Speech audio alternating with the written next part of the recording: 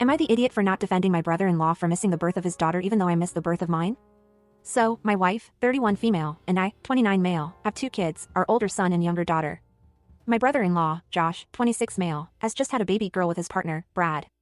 On the day my daughter was born, 2 years ago, I was with my other brother-in-law, Dan, also 29 male, when he was hit by a car.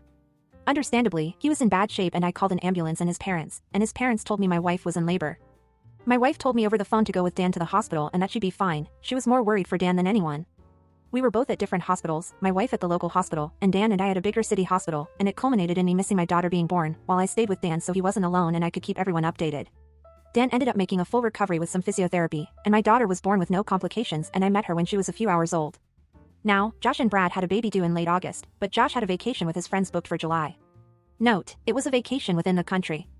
Brad asked him not to go so close to the baby being born and I also advised him not to go, but he chose to anyway as he thought he had enough time. Evidently, he did not. Brad went into labor while he was gone and his daughter was born without him there. Like in my case, it was a few hours before he could get back to meet her. The entire family is fuming at him, because we all told him not to go on the vacation. He asked for my support because he thought I would understand, and I told him it's a completely different scenario, and that I had no choice and more importantly, my wife's permission.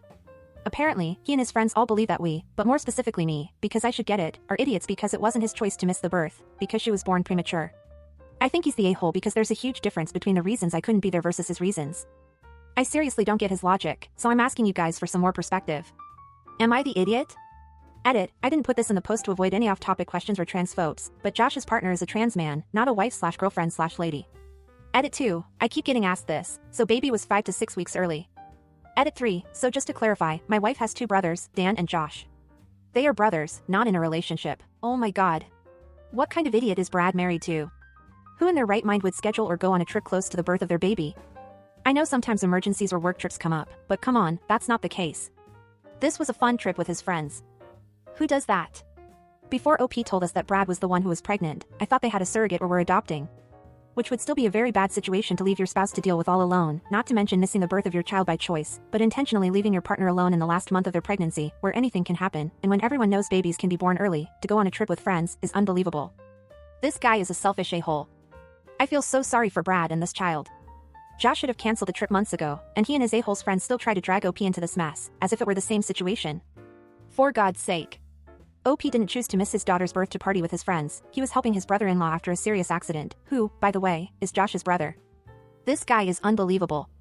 Not the idiot OP, Josh and his friends are the ones who are, and I just feel sorry for Brad and this baby. She's only a few days old and she's not even a priority for one of her parents. And what would you do in a situation like this?